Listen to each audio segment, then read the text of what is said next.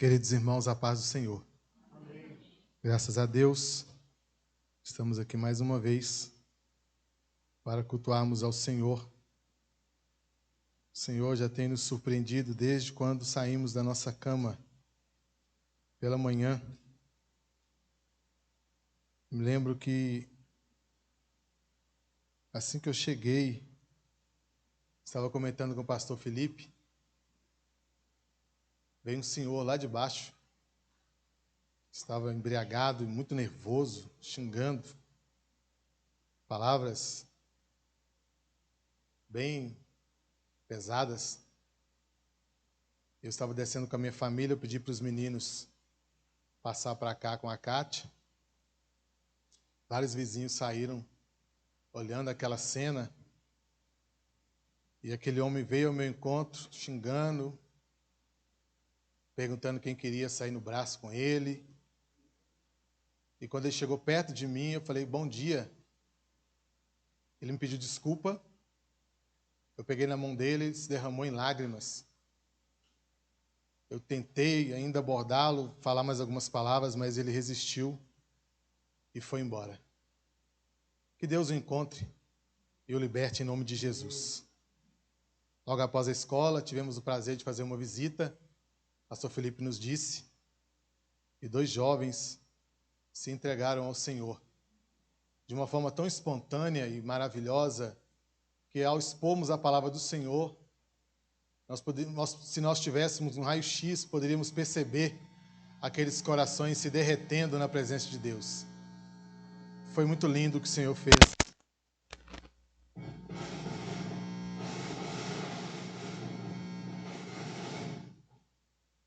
De uma forma surpreendente em tão pouco tempo. Estou muito feliz com o Senhor por isso. Evangelho de João, capítulo 1, dos versículos 1 ao 14. Graças a Deus.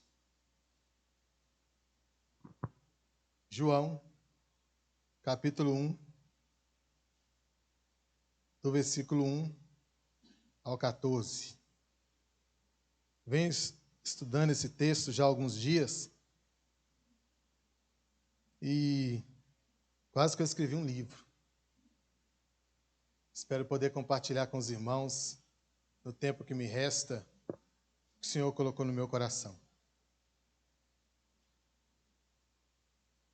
Diz assim o texto, no princípio era o Verbo, e o Verbo estava com Deus, e o Verbo era Deus. Ele estava no princípio com Deus. Todas as coisas foram feitas por intermédio dele, e sem ele, nada do que foi feito se fez. A vida estava nele, e a vida era a luz dos homens. A luz resplandece nas trevas, e as trevas não prevalecerão contra ela. Houve um homem enviado por Deus, cujo nome era João. Este veio como testemunha para testificar a respeito da luz, a fim de que todos vierem a crer por intermédio dele. Ele não era a luz, mas veio para testificar da luz, a saber, a verdadeira luz que vinha ao mundo e ilumina todos os homens. O Verbo estava no mundo, o mundo foi feito por intermédio dele, mas o mundo não o conheceu. Veio para o que era seu e os seus não o receberam.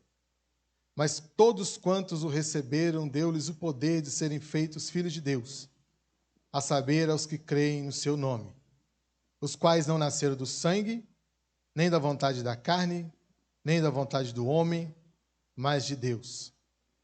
E o Verbo se fez carne, habitou entre nós, cheio de graça e de verdade, e vimos a sua glória, como a do unigênito do Pai. Graças a Deus. O apóstolo João era filho de Zebedeu, um homem aparentemente bem-sucedido e influente da sua época, e de Salomé, irmã de Maria, mãe de Jesus. Este era João, o apóstolo amado. O Evangelho de João é considerado uma das obras mais importante da história, pelo seu conteúdo, por tudo aquilo que ele descreveu acerca do nosso Senhor Jesus Cristo. É uma das obras que foi mais traduzida para outros idiomas, é este evangelho, que é o Evangelho de João. Essas traduções, segundo o que eu li, o que eu fiz uma busca, já passaram de 4 bilhões de exemplares, só relacionado ao Evangelho de João.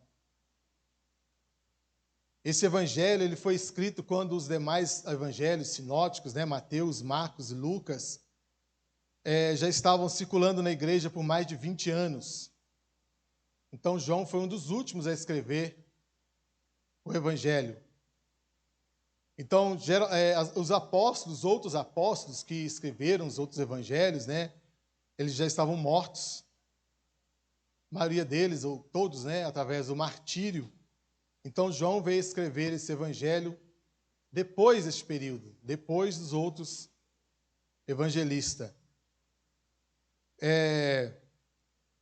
Ele foi escrito no final do 1º século com um objetivo, que era defender a fé cristã de um ataque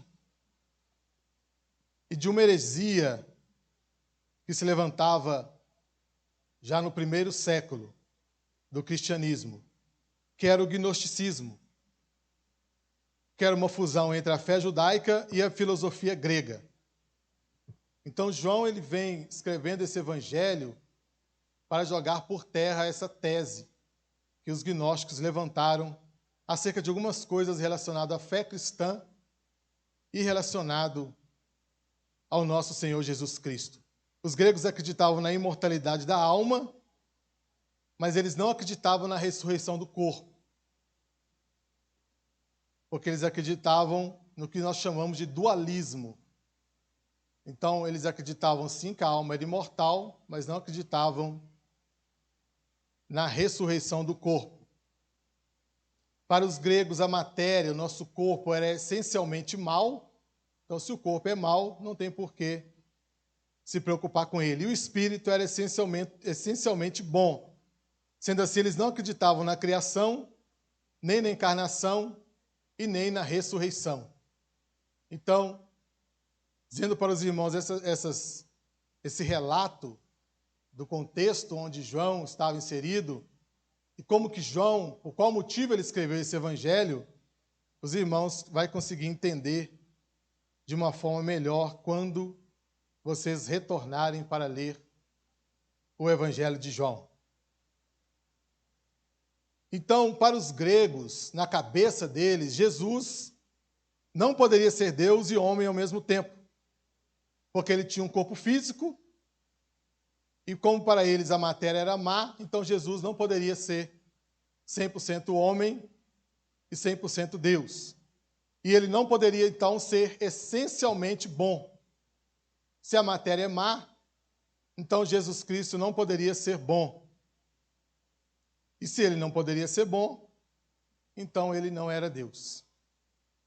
Então, dentro do contexto dessa carta, João escreve rebatendo essas teorias e no seu evangelho provando que Jesus Cristo realmente é 100% homem e 100% Deus. Então, já no final do 1º século, já começa-se a negar a divindade de Jesus Cristo. Então, João escreve esse evangelho para provar que Jesus é verdadeiramente Deus, sem deixar de ser verdadeiramente homem, e ele não deixou de ser Deus para se encarnar. Então, Jesus estava lá no céu, eterno, sem início de dias, sem ser criado, tendo um dos seus atributos, que é a eternidade, que é um atributo de Deus. Então, ele se fez homem e habitou entre nós. E João diz já no início do seu evangelho que no princípio era o Verbo. Ele diz que no princípio de todas as coisas, no versículo 1, ele diz que no princípio era o Verbo, e o Verbo estava com Deus, e o Verbo era Deus. Então, desde o princípio que Deus criou os céus e a terra, o Verbo já existia. Jesus Cristo já existia e já estava lá. Era o Pai, o Filho e o Espírito Santo tomando as decisões para a criação do universo, para a criação do homem, para que todas as coisas que existem passou a existir a partir de Jesus Cristo. Então o texto diz que no princípio era o Verbo, ele estava com Deus e ele era Deus. Então Jesus Cristo, ele não tem princípio de dias e nem tem fim, porque ele é eterno. Ele existe antes do tempo, ele existe antes da história, ele existe antes de qualquer outra coisa vir a existir. Então, por esse motivo que Jesus é eterno. E a eternidade, como eu disse, é um dos atributos exclusivos de Deus. Então, nós entendemos que Jesus Cristo, ele já faz parte da história desde o princípio, desde a criação, porque ele já estava com Deus desde o início. O versículo 2 diz que ele estava no princípio com Deus.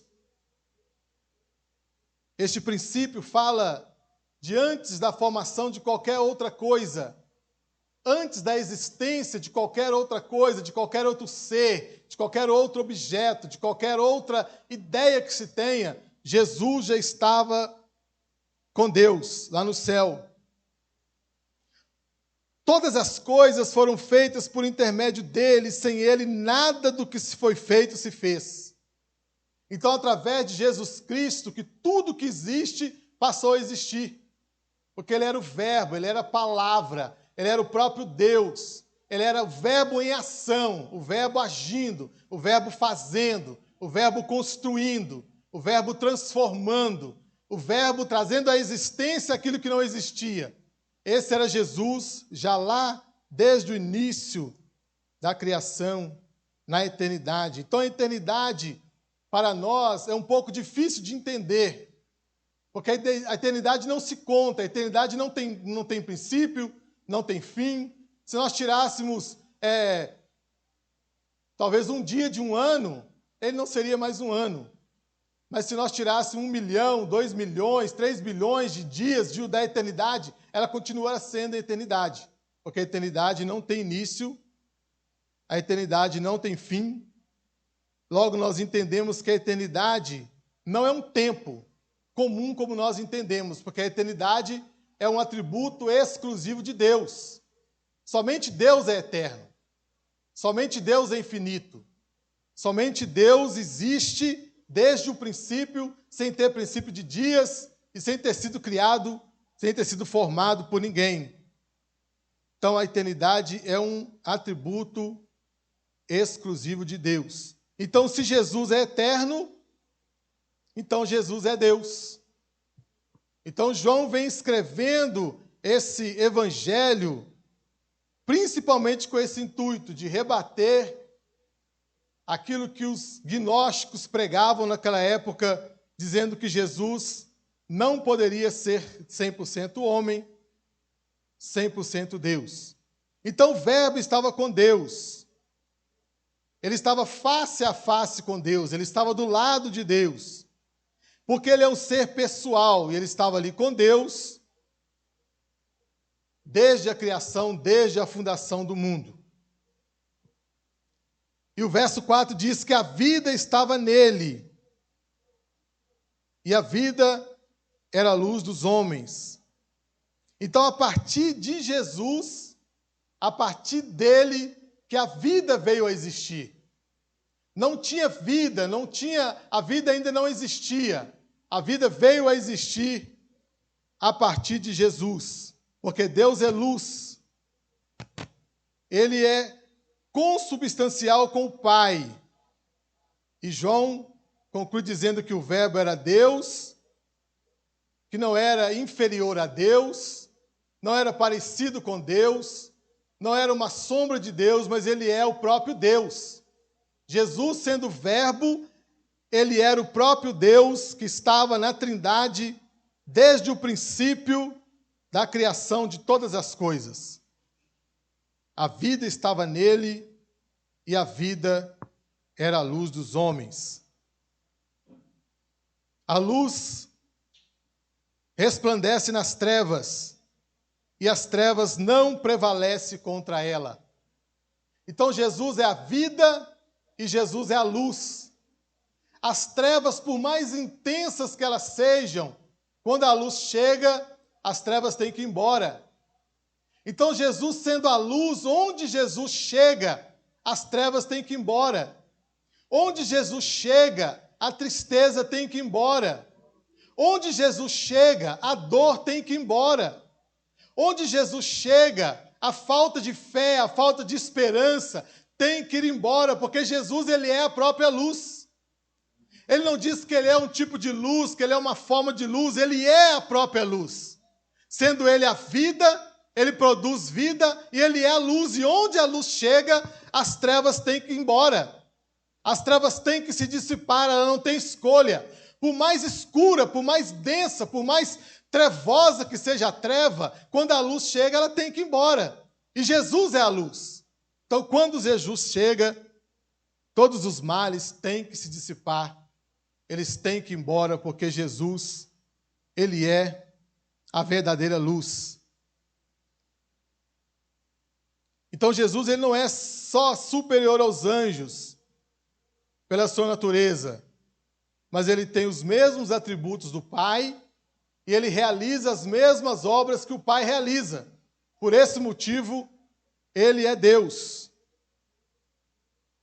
C.S. Lewis escreve acerca de Jesus, ele diz o seguinte, que se Jesus é verdadeiramente Deus, existem três possibilidades. Ou ele é um mentiroso, ou ele é um louco, ou ele é Deus. Então nós sabemos que ele não é um louco e que ele não é um mentiroso. Então ele é Deus. Jesus Cristo, ele é verdadeiramente homem e verdadeiramente Deus.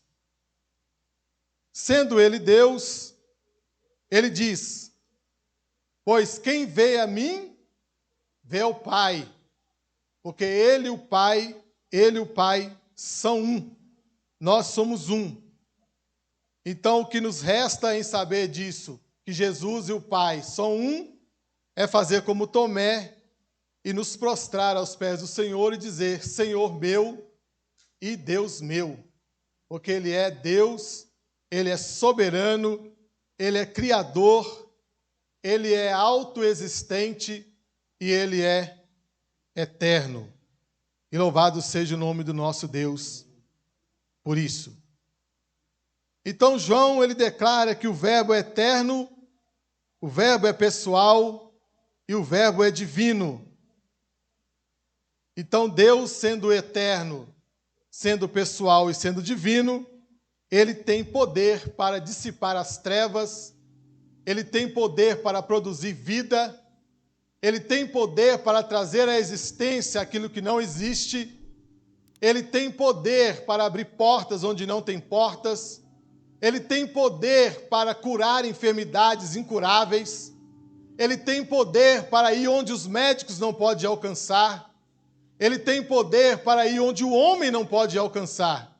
Porque ele conhece a nossa estrutura, ele sabe das nossas fragilidades, ele conhece o nosso interior e sabe do que nós precisamos. Então houve um homem enviado por Deus cujo nome era João. Então houve-se no tempo um espaço muito grande, um vazio acerca da pregação do Evangelho, acerca do ministério profético.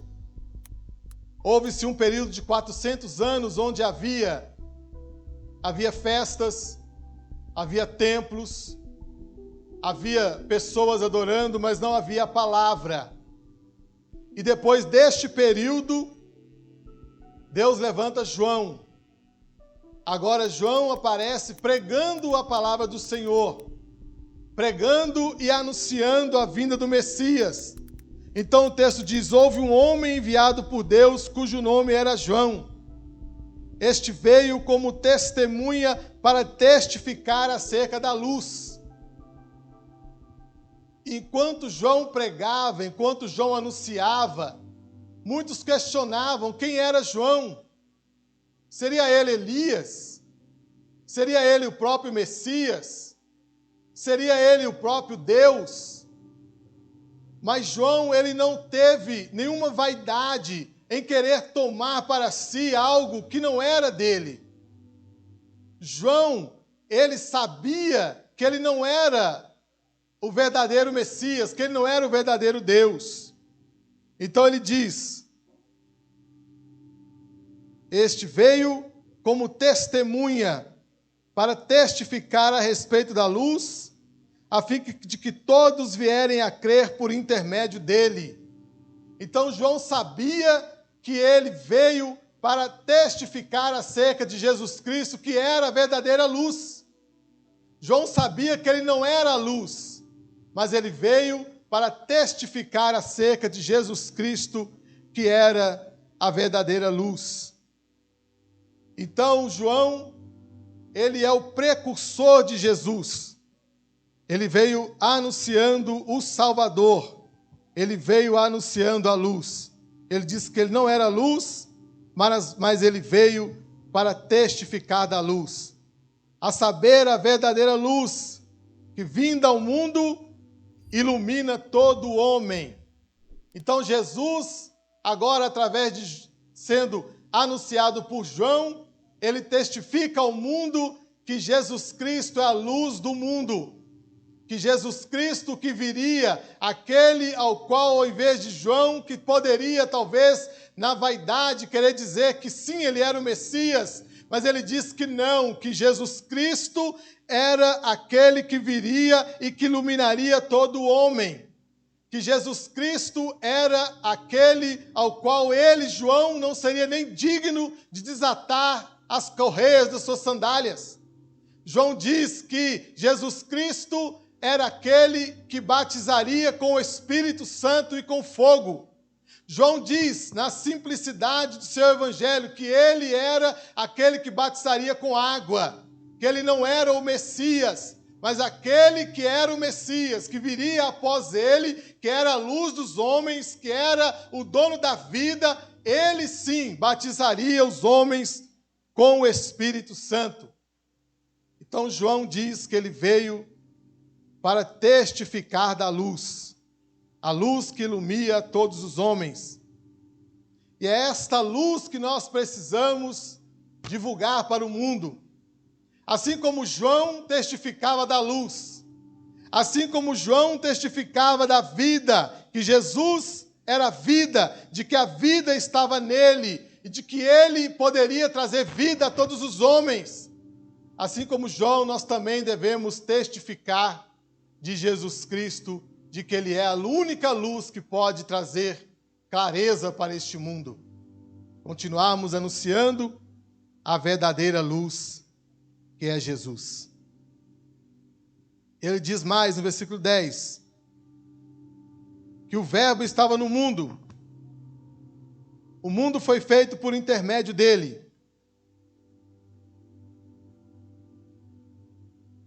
Mas o mundo não o conheceu. Então aqui ele fala do mundo, fala 3 vezes do mundo. Ele fala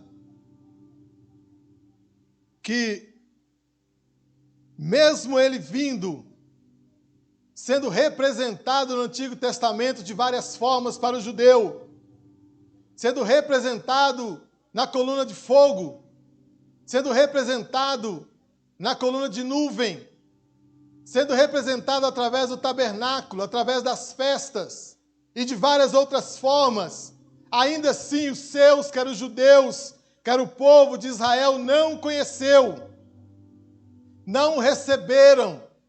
Não foi por falta de milagre, não foi por falta de revelações, não foi por falta de esclarecimento, mas eles não o reconheceram. Eles não deram o devido a devida atenção ao que ele tinha feito. Mas ele diz que o Verbo estava no mundo. O mundo foi feito por intermédio dele, mas o mundo não o conheceu. Ele diz que ele veio para os que eram seus e os seus não o receberam. Então Jesus, ele veio, nós sabemos muito bem, e ele foi tipificado de várias formas no Antigo Testamento. Mas os seus, quem eram os seus? Os judeus, não o conheceram, não o receberam. Mas ele diz: todos quantos o receberam, deu-lhes o poder de serem feitos filhos de Deus, a saber, os que crescem no seu nome. Então nós que o recebemos, os gentios, nós em que cremos em Jesus Cristo, nós sim temos o direito de dizer que nós somos filhos de Deus. Nós sim podemos bater no nosso peito e dizer que nós fomos feitos filhos de Deus. Não por vontade nossa, não por vontade própria, não porque nós merecemos, mas pela infinita graça de Jesus Cristo, pelo seu sangue que foi derramado na cruz do Calvário, nós hoje somos considerados filhos de Deus. Então aqui ele fala do mundo geográfico, do mundo físico e do mundo das pessoas. A promessa foi feita, tudo apontava para ele.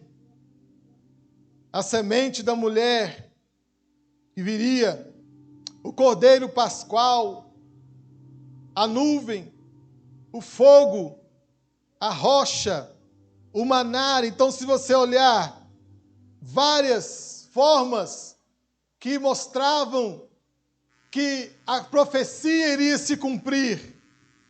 Mas João disse, no versículo 11, ele veio para o que era seu, mas os seus não o receberam. A arca da aliança, o que estava dentro da arca, que simbolizava o próprio Jesus Cristo, a tábua da lei, a vara de Moisés, as festas, os sacrifícios, tudo era sombra da realidade que tipificava o próprio Jesus Cristo. Mas na plenitude dos tempos ele veio nascido de mulher sobre a lei e se fez carne e habitou entre nós.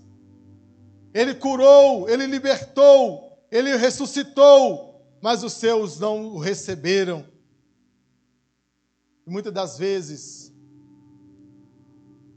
até nós mesmos, estando na presença do Senhor, não o reconhecemos como Senhor. Não o reconhecemos como a luz do mundo. Não o reconhecemos como o dono da vida. Mas em virtude da rejeição, todos quanto o receberam, hoje têm o direito de ser chamados filhos de Deus. E João diz mais, no versículo 12, mas todos quantos receberam, deu-lhes o poder de serem feitos filhos de Deus, a saber, aos que creem em seu nome, os quais não nasceram do sangue, nem da vontade da carne, nem da vontade do homem. O que João está dizendo é que não é da vontade do sangue, porque a salvação, se tornar filho de Deus através da aceitação de Jesus Cristo, não é hereditário. Há um ditado no mundo que diz que filho de peixe, peixinho é. Mas filho de crente não é crente. Filho de salvo não é salvo. Por isso que ele diz que não nasceram do sangue. Porque não é através de um homem que o outro homem se torna salvo. Mas João diz que todos quanto o receberam, todos quanto creram, deu-lhes o poder de serem filhos de Deus, a saber, aqueles que creem no seu nome. Então nós que cremos no nome de Jesus Cristo, nós que recebemos a Jesus Cristo como Salvador, nós podemos dizer sim, que nós somos filhos de Deus. E ele diz, nem da vontade da carne. Nenhum de nós, nenhum homem pode se fazer filho de Deus. Ninguém pode se autoproclamar filho de Deus, porque a salvação está nas mãos de Deus, e só Deus pode nos fazer e nos tornar filho dele. Ninguém pode se dizer, hoje eu vou ser filho de Deus. Ou vai vivendo a sua vida durante a sua jornada, durante a sua caminhada, e num certo momento dizer, agora eu quero ser filho de Deus. Não, somente através de Jesus Cristo o homem pode se tornar filho de Deus. Somente através da aceitação, através da fé, através de crer que Jesus Cristo é o Filho de Deus, aceitar e receber, ele diz, mas todos quanto receberam, deu-lhe o poder de serem feitos filhos de Deus, a saber os que creem em seu nome, os quais não nasceram do sangue, como eu já expliquei, nem da vontade da carne e nem da vontade de homem, porque nenhum homem pode dizer que é filho de Deus. Nenhum pastor pode apontar para alguém e dizer, seja filho de Deus. Nenhum apóstolo pode apontar para alguém e dizer, seja filho de Deus, eu te torno filho de Deus, porque ele não tem poder para isso. Somente através de Jesus Cristo. Porque só Deus pode nos fazer e pode nos tornar o seu próprio filho. Porque o Verbo se fez carne e habitou entre nós. Jesus, ele mesmo se esvaziou. Jesus se esvaziou da sua glória, ele foi se esvaziando, se tornou um bebê, nasceu do ventre de Maria, para garantir-nos a salvação e o direito de nos tornarmos filhos de Deus. Porque aos olhos do Senhor a nossa justiça não passa do trapo de imundícia. Nenhum homem consegue se autossalvar. Nenhum homem se consegue se autoproclamar, por mais justo, por mais santo que ele seja. Porque aos olhos de Deus a nossa justiça, a nossa santidade não passa de trapo de imundícia. Por isso que nós somos dependentes de Jesus Cristo, para que, ao Deus olhar para nós, ele nos vê e nos reconheça como filhos. E ele diz no versículo 13, os quais não nasceram do sangue, nem da vontade da carne, nem da vontade do homem, mas da vontade de Deus. E ele diz, o Verbo se fez carne e habitou entre nós, como diz para os irmãos, ele se esvaziou de si mesmo, se fez homem, 100% homem, 100% Deus, e habitou entre nós, e nos deu o direito de sermos chamados filhos de Deus.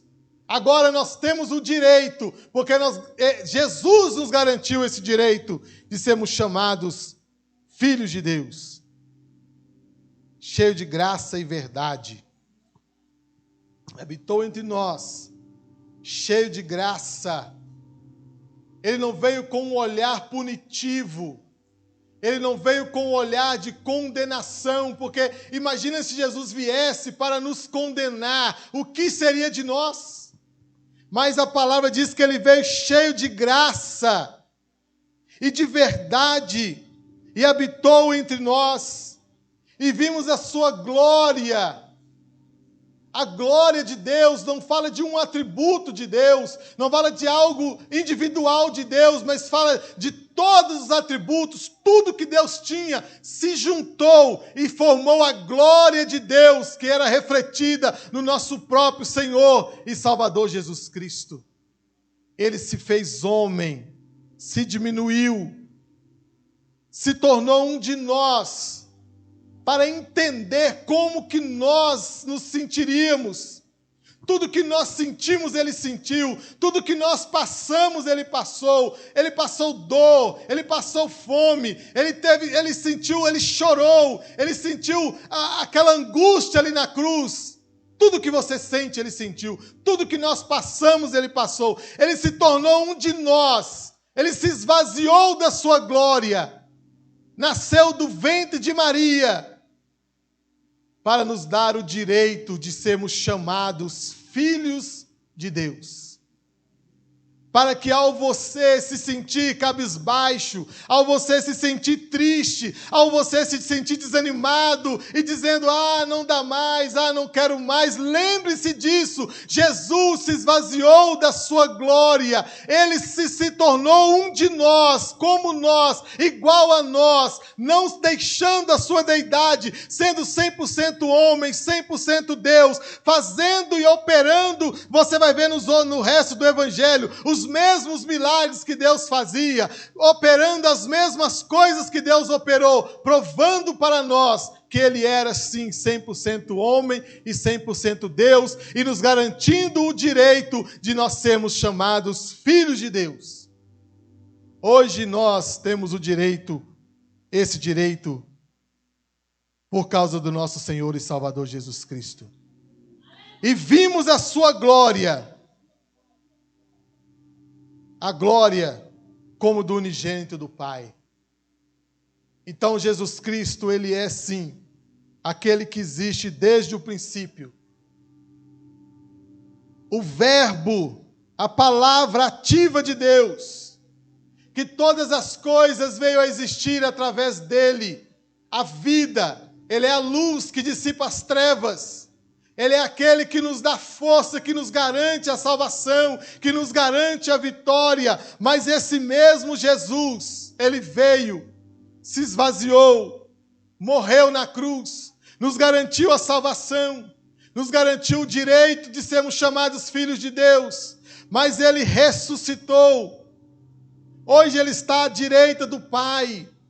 Ele nos enviou o seu Espírito Santo, o Consolador, para habitar, para estar entre nós, para colocar em nós, em nossos corações, essa certeza de que nós somos filhos de Deus. Mas Ele prometeu algo ainda melhor, algo mais maravilhoso, de que Ele vai voltar para nos buscar. Ele prometeu que onde Ele estivesse, Ele queria que nós estivéssemos também. Então a morte de Jesus Cristo na cruz do Calvário, ela nos garantiu o direito da salvação, o direito de estarmos um dia com Ele, passarmos e vivemos a eternidade com Ele. Tudo isso foi garantido pelo nosso Senhor e pelo nosso Salvador Jesus Cristo, o eterno, o soberano. Alguém pode perguntar, quem criou Deus? Ninguém, porque Deus não foi criado. Ele não tem princípio de dias, Ele é o Criador de todas as coisas. Ele é o nosso Deus, Ele é o nosso Senhor. E Ele diz, quem vê a mim, vê o Pai. Então o Verbo, Ele é o próprio Deus. Que Deus abençoe os irmãos.